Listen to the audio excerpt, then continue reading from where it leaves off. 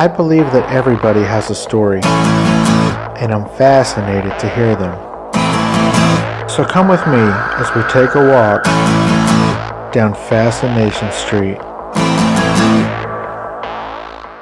This episode is brought to you by Uber. You know Uber. Everybody knows Uber.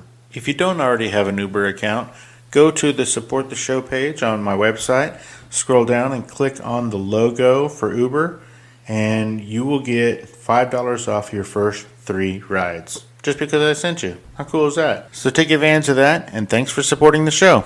This episode is also sponsored by Pure Vitamin Club's Sublingual B12 tablets, which is the only sublingual B12 supplement that doesn't contain binders and fillers and delivers 2,000 micrograms of the B12 form nature intended directly to where it's needed by dissolving tastelessly under your tongue.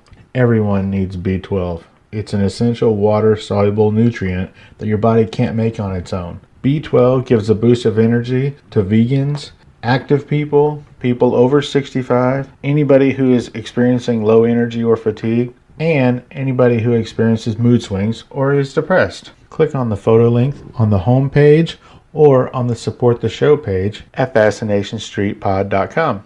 Hey guys, thanks for coming back. This episode is going to be Vinnie Tortorich Part 2, in which he will finish the story of how he found out he had leukemia and what he did about it, and he tells us the story of how he met his lovely lady. Enjoy, guys! Yeah, talk to me, yeah.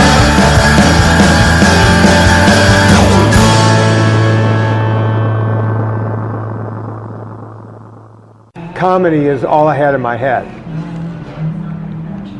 So I walked in, I could tell Patty was upset, and Andy is standing behind her, and he's kind of looking at me and then looking away a bit.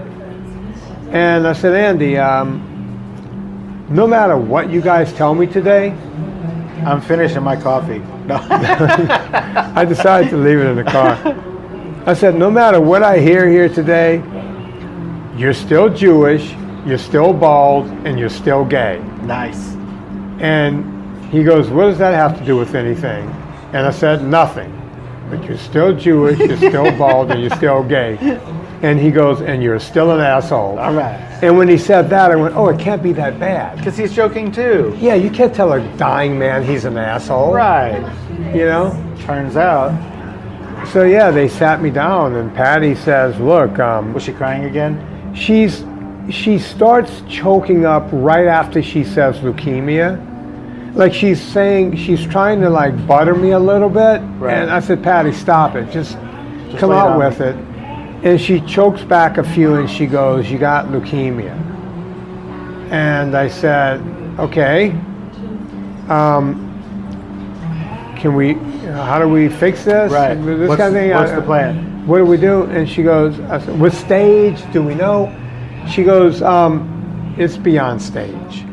What? Yeah. She's like 85% of your bone marrow. Get the fuck was out. Really? Leukemia. Wow. And she said, as I a didn't matter see of that fact, coming. You. And I said, she goes, I was explaining to some doctors I was talking to earlier that you were on a bike ride, and they said that was impossible because nobody this far along. Yeah, they said, how does he even swing his leg over a bike? He shouldn't, he doesn't have enough white blood cells. The fact that he's upright is a miracle. Wow. The reason she didn't want me to ride my bike was, had I fallen, you would have just bled out? I would have bled out. Had I fallen any time in the last 2 or 3 months. Wow. Bicyclists fall from time to time. Often. Yeah. Some might say. Had anything happened. I mean, you could have fallen getting out of the shower. Yeah. But with the biggest possibility of falling would be riding the bike. Is the bicycle. Right. At any point, I could have hurt myself. Hell, I go trail running when I'm not on the bike. I trip more trail running than anywhere else. Sure. I would have just died. I didn't have any platelets in my blood, no white blood cells, nothing. I was done. One doctor described my blood as looking like Kool-Aid. He goes, Kool-Aid has more. So when they say blood is thicker than water, yours wasn't. Not in this case. Wow. It was not good. And I said, okay, so what's the plan of action? Now, up to this point, had you been no sugar, no grain? Like, with my clients, yes, and in the off season for me, yes. But I was a full-on believer that when you're on the bike, you need protein. You need more sugar. You need, Okay. I used to use my own method with all of my Hollywood clients and in my own off season. But for and I was a big meat eater, but on the day of big races, are you doing pasta and shit like that? Or? Yeah, I would pasta feed the night before and use sugar to get me through a race because it's like convenient and easy. Those squirt sugar thing? Yeah, I would try to do a step better than that. Or whatever it's called? I would literally use things like Lifesavers because it's the same thing. It's cheaper, and you can measure a Lifesaver. You can't measure a goo. Right. You just squirt a big wad in your mouth. Yeah. And you know, sounds with a Lifesaver. When you say it, but yeah. But you can just pop a Lifesaver whenever. Yeah, and your cheek and gum, just like Walt Garrison. And does anyone know who Walt Garrison is? Nobody does. He used to do Skoal and Copenhagen ads on television back when you could do that. Sort of like the Marlboro Man, but for Skoal. He was a football player back in my day. Okay. I'm Walt Garrison. I just put a pinch between my cheek and my gums, and I get rolling. I figure every Texan knew who Walt Garrison was. Wow. Maybe older ones. Yeah. So who did he play for? He played for everyone back in the day. He was one of those guys that would run over you. I think he might have played for North Dallas. Gotcha. Or the Dallas Cowboys, as they call them now. I'm dating the shit out of myself. Well, maybe everybody in Texas does, but I stopped paying attention to football when the Oilers left Houston. Yeah. I was done. Yeah. A friend of mine played for the Houston Oilers. Donnie Maggs. We played. Really? Yeah. We had a San Antonio High School quarterback was Warren Moon's backup. I think his name was Cody Carlson. We could go off into that all day. But Patty said, I've already made some phone calls over to Cedars. They're going to put a PICC line in you on Monday, and they're going to start delivering That's the chemo. The port, right? Yeah, the port that goes in your arm and into your chest, and they're going to start loading you up with chemo on Tuesday. And when she said chemo, that affected me, and you may get this, that affected me more than hearing leukemia. Right, chemo is an even bigger C word. Yeah. It really is, because I watched my grandmother, who died of cancer. I watched chemo just eat her to death. Yeah, when you see it. Yeah. And when you see it and live it and smell it, you smell death. Yeah. The person begins to smell like death. And that got me when she said the chemo word. And there's so many points where you thought it got real, and then it just keeps getting realer. It gets more real. And now Patty is crying, and Andy doesn't know which way to look. So I said, okay, here's what we're going to do. Calling the guys I was riding bikes with, because I would have different people meet me throughout the day that ride with me and keep me company. Right. And they'd peel off, and then somebody else would join you. Right. Because they're not doing this crazy 300-mile thing. As a matter of fact, the guys I was with when I found out, they called me Moses because they were Jewish. And probably still are. They're still Jewish. They're both still alive, Jonathan and Steve. They called me Moses because I would lead Jews through the desert every Saturday. We're basically in a desert. And we joked and called me Moses. And so I said, well, I got to call the Jews. And I called Jonathan and Steve and said, hey guys, we're having a party tonight. And they go, party? What are you talking about? It's a cancer party. And I know you guys have called me Ron and all the other guys that I rode with earlier in the day. So I need to call all those guys, because I knew my whole little community now knew just how that something was wrong with me. Right. And the only way I could keep myself calm was to rally those guys and go, let's go fucking drink tonight and eat Italian food. And that's what we did. We commandeered a restaurant. There was about 8 or 9 of us. Kind of like Jesus Christ. I had the Last Supper. Very cool. Yeah. For an atheist. You moved up from Moses to Jesus. Yeah, give me time. I'll be on your way out. No kidding. We got together and I explained to everyone. Patty was there. Andy was there. As a matter of fact, I think I might have. Mehran grew up Jewish in Tehran, but he's an atheist like me. I think everybody at the table except Mehran's wife was Jewish. Now that I think about it. So it was like the last. It was exactly like that. And, everybody focusing on the one dude in the middle. Yeah, that's great. Yeah, we're gonna kill this guy tomorrow. You know, Yeah. it's like, you know, it was just so ironic. Somebody should have took a picture, man. We're all leaning in. You know, I needed to shave that day, so yeah, it was probably That's pretty funny. close to reality. And there were some tears around the table that night. It was kind of weird, although I didn't shed any tears. My biggest concern that night was, how do I talk to my parents? Because they still didn't know. When I left that restaurant that night, I am not a believer in drinking and driving. I'm 2 drinks. I'm not a guy that fills it up at my house. I'm 2 legal drinks, and that's it. That's enough. You're not Yeah. trying to lose consciousness. You're just trying to take the edge off. Yeah, and that night I had more than 2 legal drinks. And I was a mile from my house. Anyone that knows LA, I lived in Beverly Hills, in the hills. I had to drive from the restaurant 1 mile on Mulholland back to my house. At night, presumably. At night, curvy road.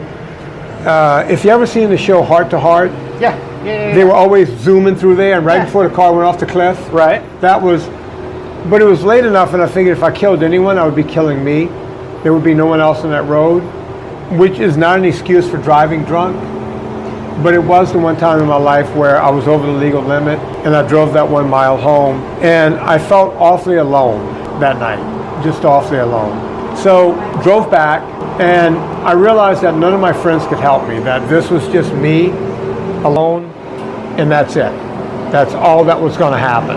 And I got home, went to bed, woke up that next day, did not get on the bike, and just started figuring out how to tell my parent that I had leukemia, but according to my doctors, I have what they're calling the common cold of leukemia, meaning they're going to take care of this with vitamin C pretty much, because I didn't want to worry them. In hindsight, that was the wrong thing to do, even though I lived, because when the book eventually came out, they were very, very upset. They saw the severity of the cancer from the book. Right. Well, I mean, I'm sure they appreciated that you didn't want to worry them, but at the same time, they probably would like to have been a little more prepared and in the know. I get that. You know, watching my mom take care of her mother and going through that, I didn't want her to have to see it with one of her kids, especially if death was at the end of it. So, you know, I kept it away from that. Well, I mean, cool. Was that a rough phone call when they read the book? They were like, hey, what's up? You lied to me. Well, no, my dad, when I went home, I was home at some point after I wrote the book. And my dad, the book was sitting on the coffee table, and it was dog-eared. My parents are both very academic types. My dad's a doctorate. My mom's got 2 or 3 masters plus 30 hours towards doctorates. And they're prolific readers. And the book was, you could tell, was dog-eared a lot, you know, just open. And I said, oh, you like my book? Did I do okay? And my dad said, yeah, I've read it now 3 times. And I said, what? Why? And he goes, you know, the parts of your life, you know, you raise a kid and the whole thing. He goes, there was a lot I didn't realize that was going on in that Catholic school that you just poured out in this book. And I did well, you know, Dad, look, I wrote the book like no one would ever read it. I never thought it would get published. And, you know, I wish I could crank some of that back. I didn't realize you guys would ever read the book. Right. And he goes, yeah, and the cancer thing, he goes, I keep reading that part over and over. You know, he goes, I can't believe you wouldn't tell us. And you would get on the phone with us once a week. And he goes, how did you pull it together? I said, that was the toughest part. Because I would have to wait you may remember this with your mom. Sometimes you have these high points Right. when you have this island of feeling good. Right, and everybody around you sees that and thinks it's all it's all smooth sailing, but then comes the valleys. Yeah, the valleys Where are. you feel like you're not even gonna fucking make it to tomorrow. Oh, man, those days. I talk about that in the book too. I would wait for the peak moments to call my parents when my voice sounded good, and that kind of thing, because I was on constant chemo. And one night I had a chemo pump hooked to me. I was pumping 24 hours a day at first. And this woman, she was a pretty famous actress, girl I dated for a while, before Serena. Serena hates the story. I'm sure. But we hadn't dated for a few years, but we were still good friends. Which And- must be a California thing, because Yeah. She. nobody I know is friends with any of their exes. It just doesn't work that way. Well, we weren't. We dated, but we weren't like.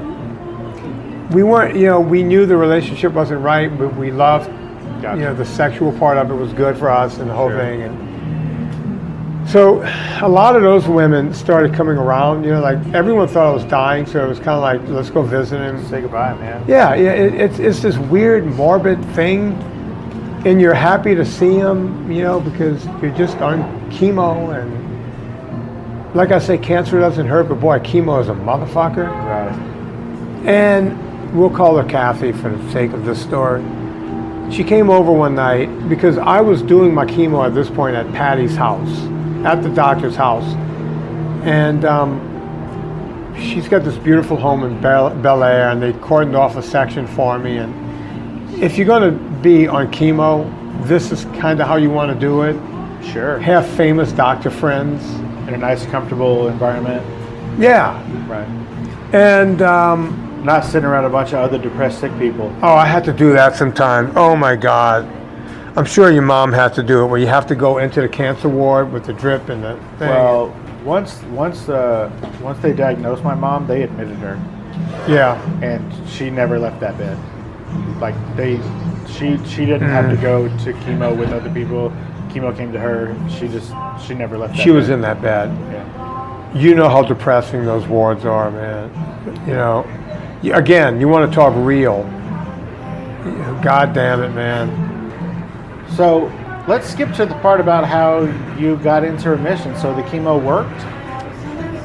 Was it a combination of things? What Yeah. happened? Because, I mean, The chemo. you went from having one white blood cell to you're still alive now. It's been 10 years. The thing that really saved my life. Oh, happy anniversary. Yeah, I'm at 10 years. Good job. Well, actually, I learned about it now, but I wasn't cured until 2008. Okay. So that's kind of where the anniversary is. Gotcha. All right. And so, Well, let me be the first to say happy well, thank you. This is around the anniversary of when I found out. Yeah. Okay. The thing that kept me alive was a drug that kept Lance Armstrong alive, oddly enough, made by Amgen, What was it? Neupogen. Neupogen. Not Neulasta, but Neupogen. Neulasta is a version of Neupogen. Okay. That's what helped Brian. Paul Brian. Is he on Neulasta? I don't know if he still is, but I mean that's his claim. He speak like he's a spokesperson for them sometimes. Yeah, Neulasta is a white blood cell. It builds up your white blood cells. Taking the amount, I had to shoot it in me. It was $1,500 every time I stuck that needle in my thigh. Do you not have insurance? Or that Oh, was I your had insurance, but I was well aware of what everything cost. Sure, I'm Yeah. sure you were. To keep me alive cost over $250,000, $500,000 or something like that. Let me ask you this: do you think it was worth it? No. The world could have done without me. But you look at that and you go, holy shit, this little bit of stuff that I'm sticking in my thigh every day. Neupogen hurts more than chemo. Jesus. What? Well, it's just a never-ending. Hurts more than this. It hurts Yeah, more because than that. Neupogen is falsely creating white blood cells Right. It it's makes just your the hip bones and all your multiplicity. bones feel like they're breaking from the inside out. Gotcha. I don't know how Neulasta works, but Neupogen makes you feel 1,000,000 years old. Okay. And I'll never forget that night. I was talking about the actress that came over. She hung out with me. Kathy. Yeah, we called her Kathy. Kathy, we started messing around. I had a chemo pump in me that night, going into my heart, going into my Arm. Arm? Yeah. Into your chest. and we had sex. Okay. And I talked about that in the book because, Can't imagine why Serena doesn't like this story. yeah, it was the first time I'd had sex in like 6 or 8 or 10 months, because part of the problem was I wasn't even able to get it up anymore. Sure. Yeah. That was another thing I was claiming the bike had taken blood is away a from. big part of that equation. Yeah, and all of a sudden one night somehow I had an erection, and I looked around and went, What are we gonna do with this? this might be the last time I ever have sex before I die. Right. And you know, with all the pain from the Neupogen and the chemo and feeling nauseous all the time and everything, somehow there was this moment, and that's when I knew I was going to die, because I said, as an atheist, whatever God is up there, he wants me to get laid one more time before I go. This was your red fox clutching your heart. I'm coming. I'm coming, Elizabeth. Right. This is it. I'm done. And I'll never, you know, I that's why I wrote it in the book. I never forgot that. And I never forgot, quote unquote, Kathy, who was there that night. And she ended up staying the whole night. And It's probably to make sure she didn't kill you. yeah, and we laughed about it. She was like, did I just have sex with a guy that has a chemo pump hooked to him? I went, yeah. You're like, yeah, how cool is that? Yeah, look at us. And I think we both had this weird realization that she was sleeping with a dead man and I was going to die, you know? Wow. So Sorry to bring this whole Fascination podcast down, but how long were you on all this heavy treatment? cancer, all of that lasted a couple of months tops, and then it was the big long wait to see if it worked. That gets a little nerve-wracking. Right. I had a feeling I was doing better because I was getting energy back. Okay. Things, Which is kind of a weird tell, because you had energy when you were the sickest. Before you knew you were sick, you had a ton of energy. So I didn't. I was going downhill, but I was just somehow mentally. You know how people mentally walk off of Everest when they should have been dead, and mentally. Sure. Yeah. I was willing myself forward and shouldn't have been able to. But once the Neupogen treatment One of stopped, those things and all where that- you don't, what you don't know you can't do, or whatever it is. Right. Whatever that saying is. But then after they put all this chemical in you, as soon as that started clearing out, they were doing some blood tests on me, and oh, your blood's coming around. They would do some bone marrow biopsies, and it looks like it's killed off some, but you still, and it's still working in there. All this kind of stuff, and I had a feeling I was going to make it. I met Serena Good. I was going to ask how you met Serena.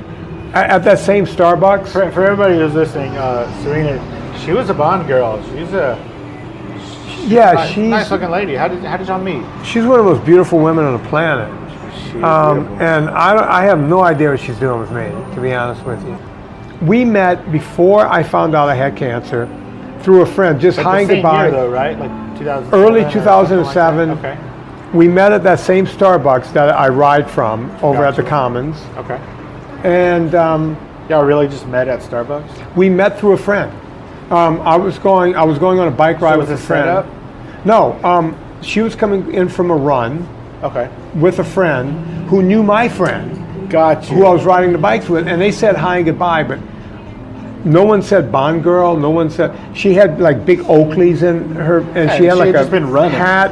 Yeah, I just knew she looked cute. Sure. You know, she's this statuesque redhead at the time. She had kind of blondish red hair, and I was like, wow, who was that? My buddy was like, It was a girlfriend buddy. She goes, oh, her name is Serena or something. I know her from the school. So then my friend asked about Serena. Turns out Serena was dating someone, and I never thought about her again or anything. I just moved on. For the sake of the story, let's say she was dating an actor named Kathy. She was dating, yeah, she was a lesbian dating Kathy. I love your sense of humor. It's like a mini Dean Laurie I'm talking to. Fantastic. So cancer happened, and then I was getting into remission. I'm at the same Starbucks with my buddy Mehran from earlier in the story that was at the Last Supper. Right. We walk out of that Starbucks, and there's two women sitting at a table just like this. And Mehran stopped to say hi to him.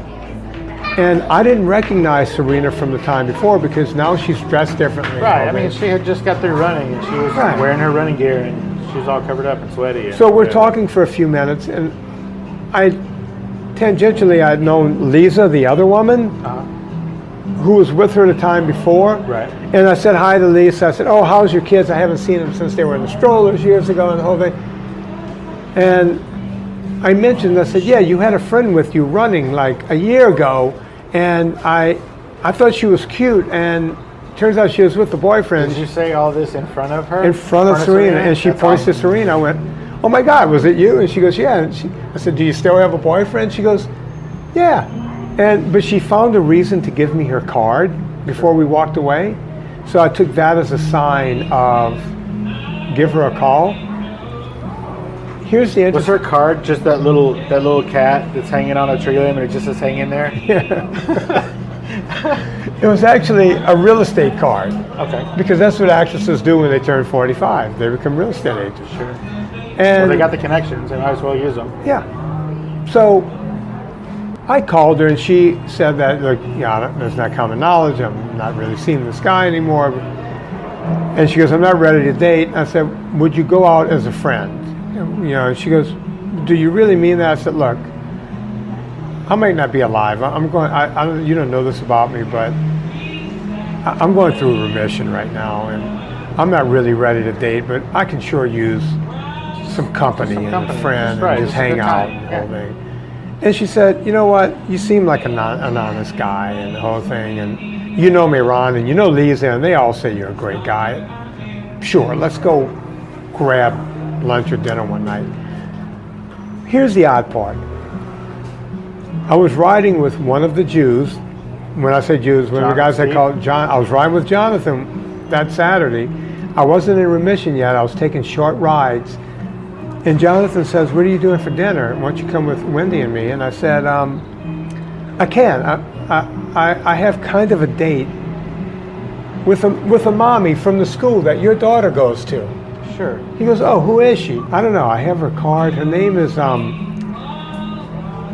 Serena, something amalgamated, like Thomas Scott, something. I don't know. Right.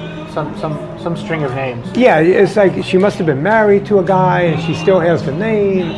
He goes, no, you don't. I said, what are you talking about? He goes, there's no way she's going out with you. You said, first of all, thanks. Yeah, I said, well, yeah. I was like, what are you talking about? First, thanks, and second, F off. Yeah, I was like, she seems to like me enough. He goes, you know who she is, right? And I said, you said, obviously, since I barely know her last name. I said, I don't even know her last. Yeah, that's what I said, yeah. He goes, she's a Bond girl. I said, what are you talking about? And you go, like, for bail bonds? He's like, no, like 007 Bond girl. Yeah, he goes, she was in The World Is Not Enough. And I went, come on. And he goes, hey, she had date guys like you. It was, hold on, wait. It was something like Warm Flash. It was Dr. Molly Warm Flash. Warm Flash, that's a hilarious name. So I said, come on, Johnny, what are you talking about? He goes, yeah, my kid's in her kid's class. He goes, I said, so someone else I know knows this woman and I had never met her? He's like, everybody knows this one. Yeah, he was like, her sister's like it's been up for Oscars. Her sister's. Oh, really? Who's her sister? Kristen Scott Thomas. Oh, okay, cool. Horse Whisperer, English Patient. Gotcha. 4 Weddings and a Funeral. I mean, I'm like, first I'm breaking a rule because other than Kathy, quote unquote. Right. I don't date actresses, Right. because they're all nutty. There's and- reasons. We don't have to go into them. So now I'm like, okay, this is going to be one and done because it's a friendly date anyway. And So I went home and I Googled her, and this is the Steak. That's worse than going on to like the doctor.com or whatever it is, the web doctor. that's the one thing they tell every cancer patient: don't Google this. don't go home and Google what you have. Yeah, don't do this. That's the worst thing you can ever do. This is the second worst thing: is to go home and Google someone you're going to dinner with. Turns out Google was just picture upon picture, and her with Bruce Willis, and her with this and that, and the whole thing. I'm like, shit. Okay, it's a friendly date. I'm one and done. But I Googled just enough to find out that she's the great great great grandniece of Robert F. Scott. Who's Robert F. Scott? The great explorer. No, that was Cook. Wait, was he a sailor explorer? Like on a He boat? sailed, but he Did he go also like to the North Pole? he was trying to be the first person to reach the South Pole. Okay, the South He Pole. did a couple of expeditions, and as an ultra cyclist, as an ultra guy, we are fascinated with Right. people who go the distance. Right, like what is it? That Krakauer dude, right? Krakauer follows a lot of people like that. Right. Okay. Krakauer puts his own fiction on it, but yes. Sure. And I was more fascinated that she was a relative. That's how they kept the name Scott as part of her last name. Gotcha. The British thought that was important. Sort of like what was his name? F. Scott Fitzgerald. Do you know who that is, right? Yeah. You know who Sure. his grandfather was? No. Francis Scott Key. Well, that, yeah. So they keep the F. Scott. They keep right. the F. Scott. Yeah, so that always makes sense. For me, it was, oh my God, I get to dinner that night, and It's just questions about. I'm like, do they talk about your uncle? Because his Do famous. they talk about the monkey? Does that ever come up? Well, where does that fit in? Because his famous phrase is, "I may be a while." That's him. That's him. He walked out of camp, Cool. to go to the bathroom. He goes, "I'm going to be in repose, and I may be a while." And he never returned. He froze, and he never came back. Yeah. Okay. I was gonna ask because when I thought he went to the North Pole, I was gonna ask: is he the dude who just kind of wandered off from camp and then he just disappeared? He disappeared. It was the South Pole. In the snow, the South Pole.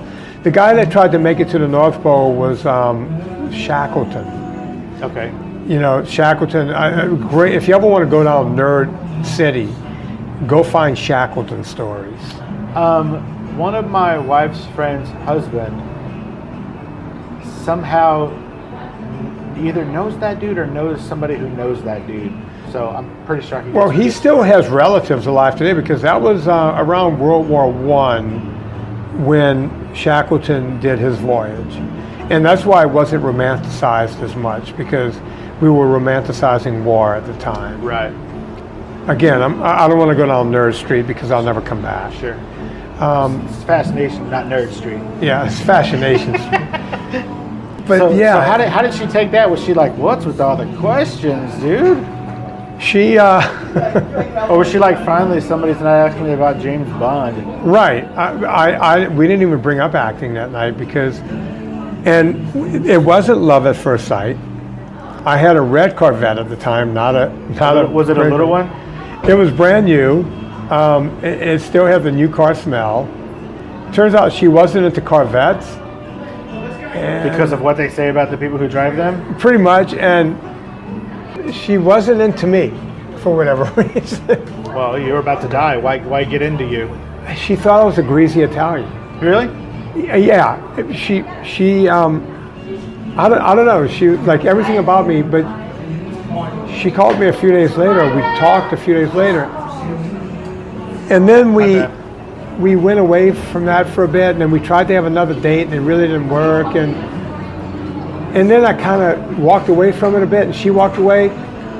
But somehow we knew that we were both going to be in Mammoth on a ski trip, like about a month later. And she called me when I was on my way up there. She was like, "Are you coming to Mammoth?" And I was like, "Yeah, I'm driving up right now with Jonathan." I'm in my car you don't like. Yeah, I know you don't drive that car up to Oh, yeah, Mammoth. okay, like I was in my little Jeep, and I said, yeah, I'm coming up with Jonathan. And we ended up skiing a little bit together, and that was kind of the beginning of it. Was it a classic meet cute? Y'all got stuck on a ski lift, just the two of you for hours? It was more that she didn't ski quite as well as I did, and she knew that I was frustratingly keeping up with her, and she was like, well, if this guy is willing to do this, because I found, like no other actress, you could talk to this woman, she's well-read. Serena? Yeah, she's very, very smart. You could talk about anything, and we started getting in, and she's a nerd too. Okay.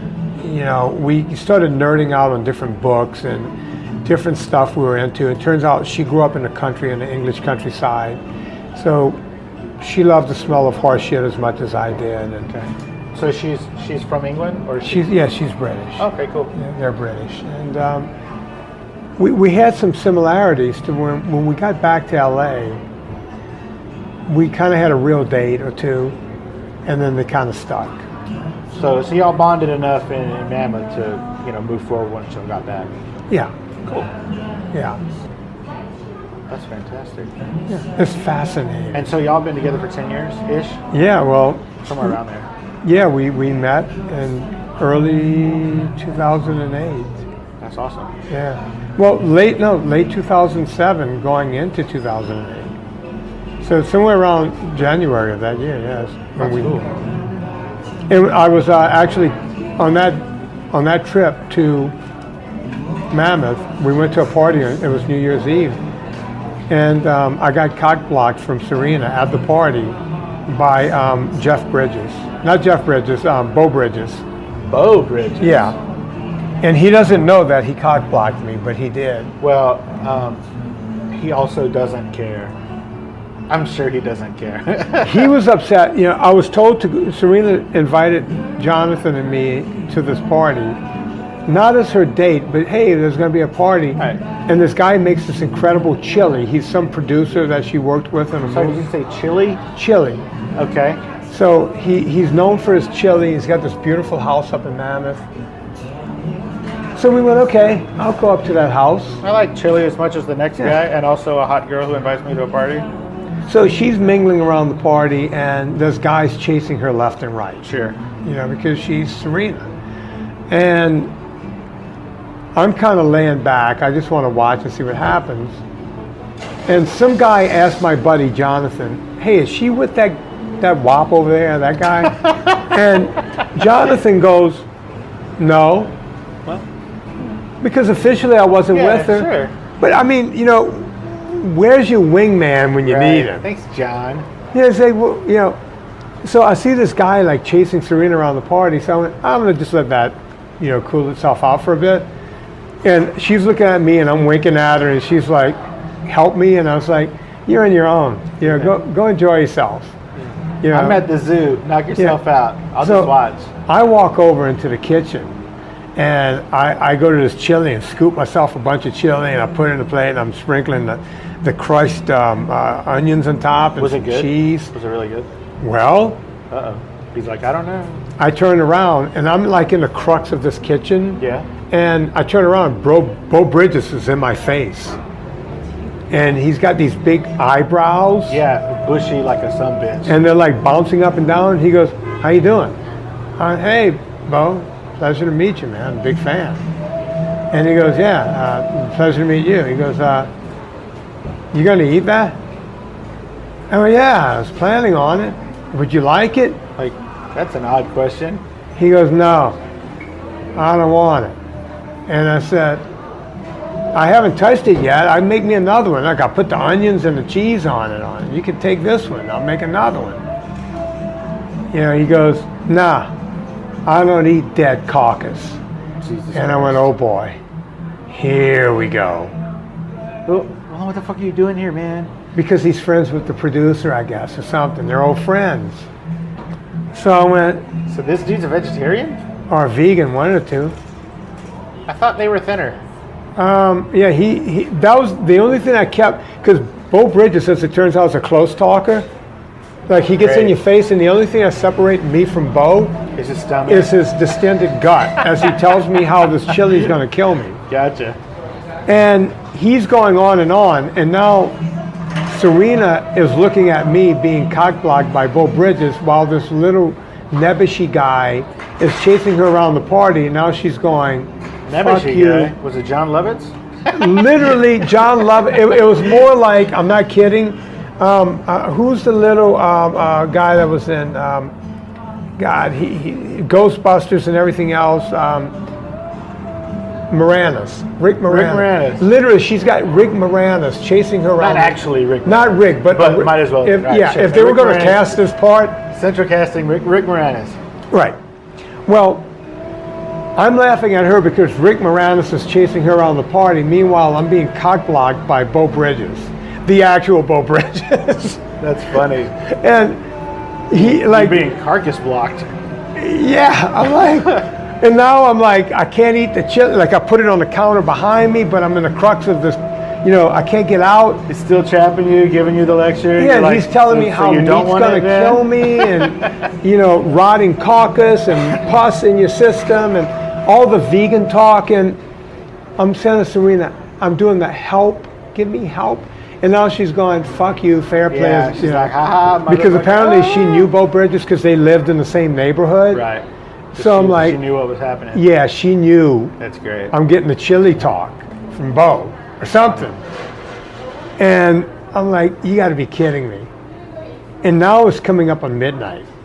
And it's like, well, I was planning on trying to get a kiss out of this girl at Right. midnight. She's walking out to the balcony with Rick Moranis. And She's going to throw this motherfucker off the balcony?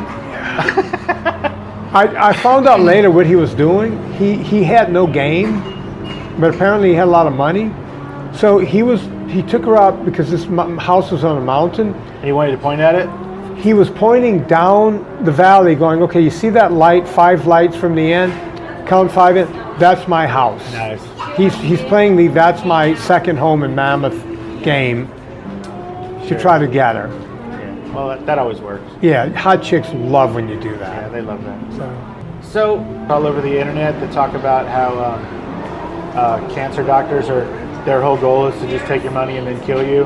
And so what you need to do is eat this and eat that and just Right. ignore the doctors. You are a food guy. You're a fitness guy. Right. You believe that certain foods do certain things. Right. But you are also a cancer survivor. So I guess Mayan ass clown for thinking they're full of shit.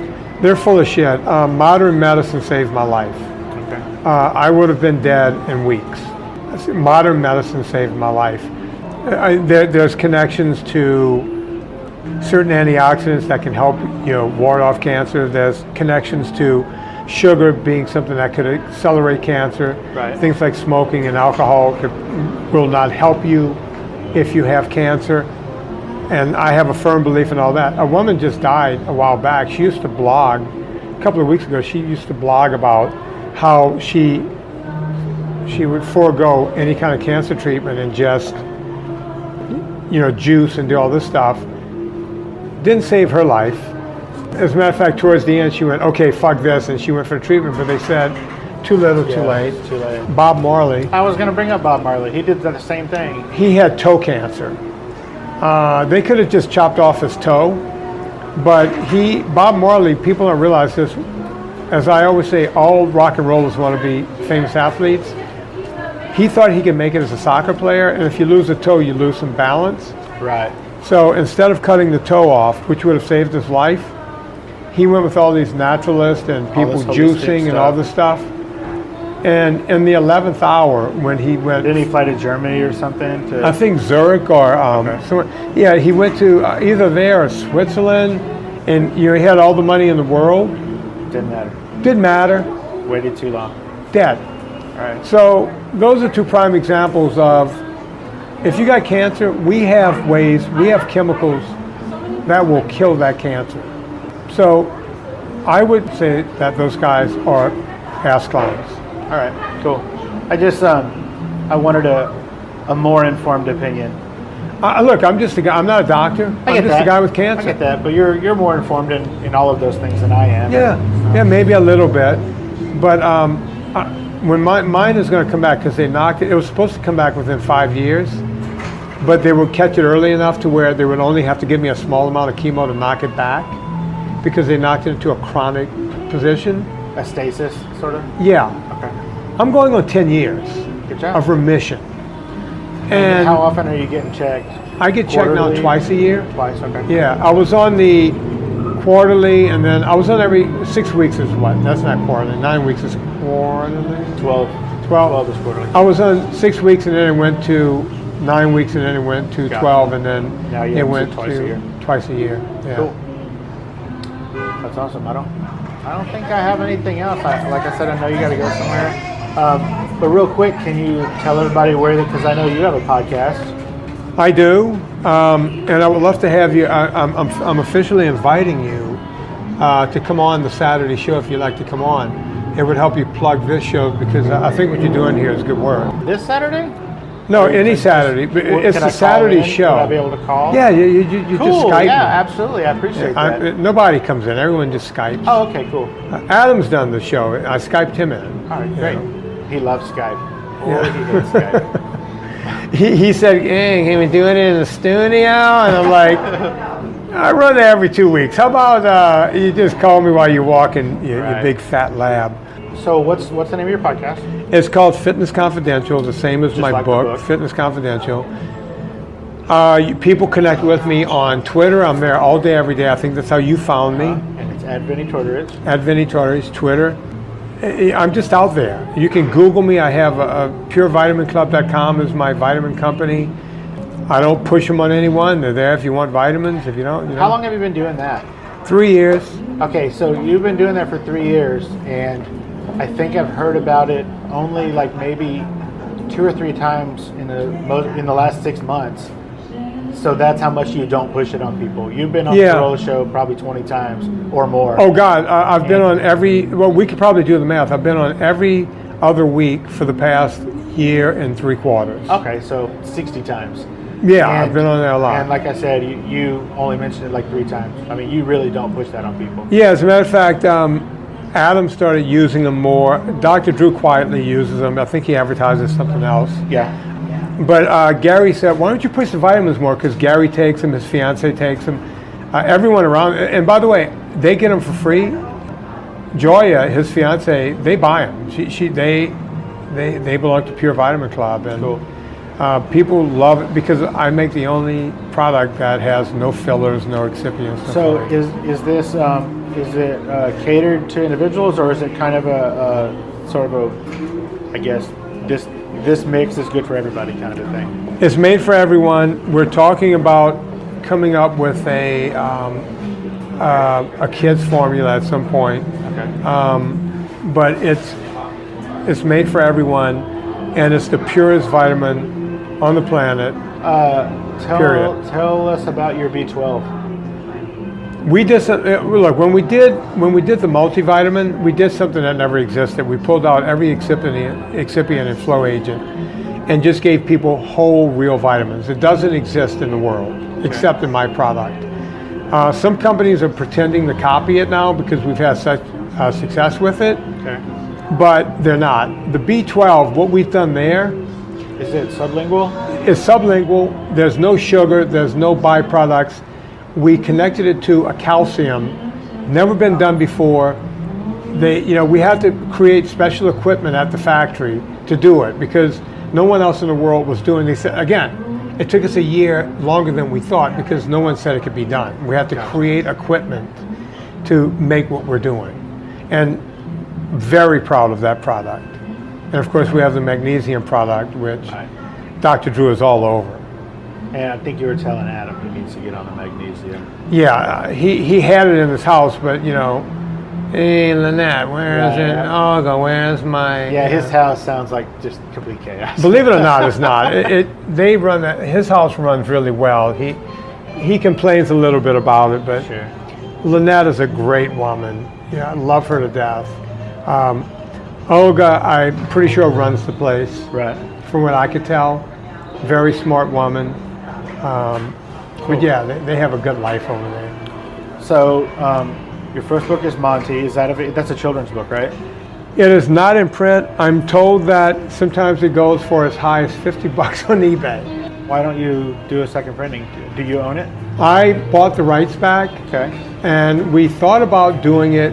Serena, one of the things Serena does is she reads a lot of books. Yeah. Serena does a lot of VOs. Oh, she does a lot of audiobook reading. Audiobook reading. Okay. Yeah, you can find Serena Scott Thomas all over the place doing audio. Oh, so you're gonna get her to do it? I'm thinking about getting her to voice it. Yeah.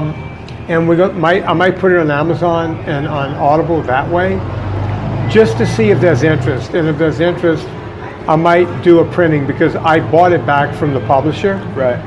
With the money I made from the book, I bought the book back. Well, that's awesome. And I own the artwork. That's I really own all cool. of the artwork from Monty. Oh, good. That's worth more than anything else. Really. Yeah. Okay. So, if you're lucky enough to find one, pick Yeah. it up, and it's called Monty, Monty, Yeah. and it's a children's book. The other book is Fitness Confidential. That's the one. That's the Schmega bestseller. That's the big deal. Yeah, it was up for Audible Book of the Year. Awesome. I'm very proud of that book. It still sells. It's almost 5 years now. It sells like hotcakes still on Amazon, which is shocking to me. And I have to give Adam It's interesting Carolla. that you use the hotcakes analogy, since you kind of recommend people. I tell people not don't to eat hotcakes. Yeah. I was at an airport, on the way here the other day. I was at an airport place having breakfast, and I ordered scrambled eggs, bacon, and sausage. I told them to throw away the hotcakes and throw away the potatoes. Just don't give them to me. Yeah. And then I had coffee, and I asked for cream. Like for my second cup, I just kind of held up the pitcher, kind of hey. And she brought me a pitcher of syrup instead. So I just drank up that coffee. I just started laughing. Yeah, people don't get, especially in the South where you live. If you ask for tea, usually it naturally comes sweetened. Yeah, you have to say not sweetened. And boy, did they put a lot of sugar in. Especially if you get down to Houston, which is basically Louisiana. Yeah, it is.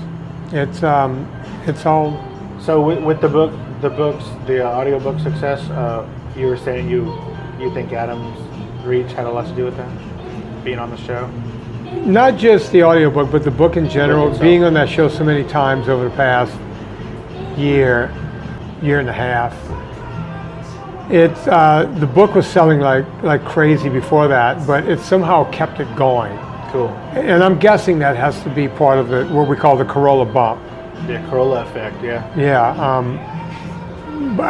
Dean Laurie even says, out of all the books, I mean, the book has been reviewed close to 1,500 times, which they say if you get 100 reviews, you killed it. It's been reviewed a lot, and most of the reviews are 5 stars. You couldn't dream of what this book has done. Well, that is very cool. Yeah. I know you got to run. I don't want to take you up more of your time. Thank you very much. Thank you for It having was me. a pleasure to meet you, and Yeah. thank you again for coming out here to do this. Opening music is the song Magnolia from the 2014 album Intransigence, used with permission from Douglas Miles Clark. Closing music is Apollo from the 2001 album Into the Known by the band Sapphire. Thanks for hanging out with us and getting to know a little bit about our guest. We'll see you next time on Fascination Street.